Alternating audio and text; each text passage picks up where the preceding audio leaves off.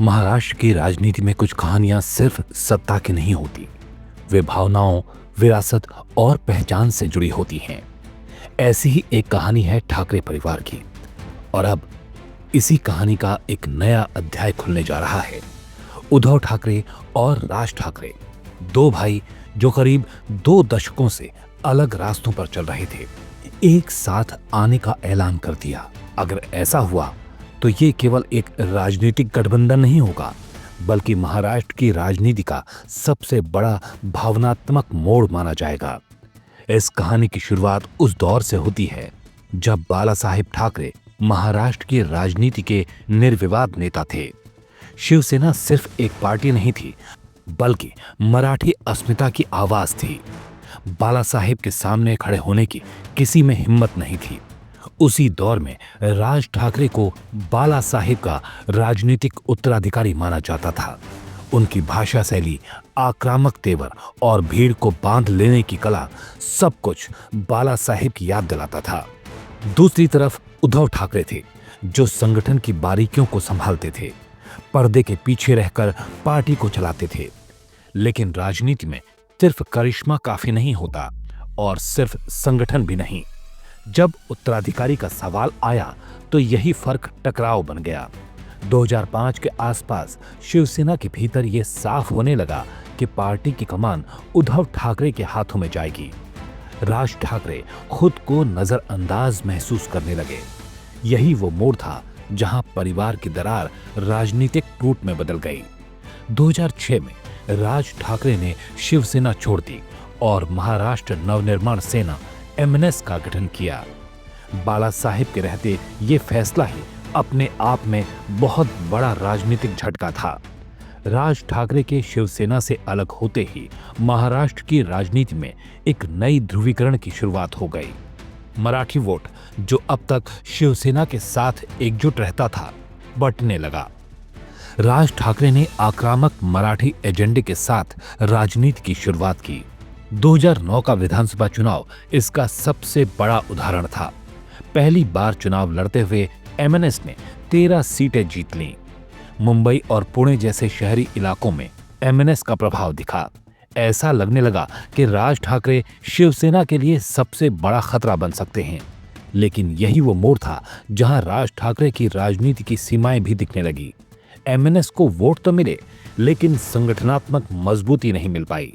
2014 के विधानसभा चुनाव में एमएनएस सिर्फ 1 सीट पर सिमट गई।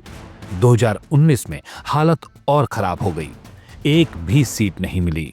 राज ठाकरे की सभाओं में भीड़ जुटती रही, लेकिन चुनावी नतीजों में वो ताकत नहीं दिखी। मराठी मुद्दा उठता रहा, लेकिन सत्ता दूर रही। दूसरी तरफ उद्धव ठाकरे की शिवसेना सत्ता के खेल में बनी रही। बीजेपी के साथ गठबंधन में 2009 और 2014 के लोकसभा चुनाव लड़े गए, कभी साथ कभी अलग। ये रिश्ता भी उतार चढ़ाव भरा रहा।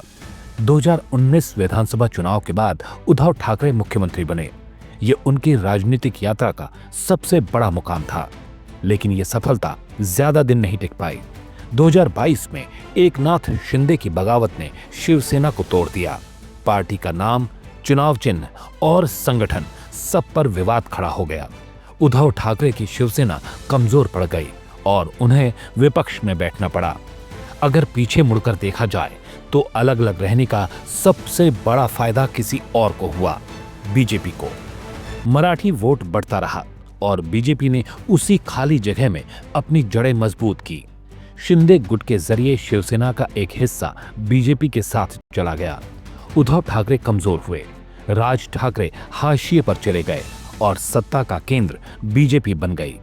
यहीं से शुरू होता है आज की कहानी का असली मोड़। जब दोनों भाई अलग थे, तब दोनों को नुकसान हुआ। राज ठाकरे की राजनीति भावनात्मक रही, लेकिन सत्ता से दूर। उद्धव ठाकरे सत्ता में आए, लेकिन पार्टी टूटने के बाद उनकी जमीन खिसक गई। अब दोनों के सामने एक ही सवाल है, क्या अलग अलग रहकर आगे बढ़ा जा सकता है? राजनीति में समय सबसे बड़ा शिक्षक होता है। 2024 के लोकसभा चुनाव और आने वाले विधानसभा चुनाव ने ये साफ कर दिया है कि मराठी वोट अगर फिर से एकजुट नहीं हुआ तो ठाकरे राजनीति और कमजोर होगी। यही वजह है कि उद्धव और राज ठाकरे के बीच बातचीत की खबरें सामने आने लगी। मंच साझा करने के संकेत मिले और अब दोनों भाइयों ने उस बातचीत का सार्वजनिक ऐलान कर दिया। दोनों भाइयों के साथ आने का असर सिर्फ एक गठबंधन तक सीमित नहीं रहेगा कि राजनीति की भाषा बदल सकता है।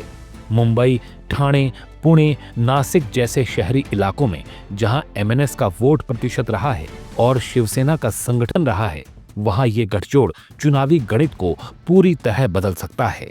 एमएनएस का 5 से 7% वोट शेयर कई सीटों पर हार जीत का फैसला कर सकता है। शिवसेना के पारंपरिक कार्यकर्ता को भावनात्मक संबल मिलेगा।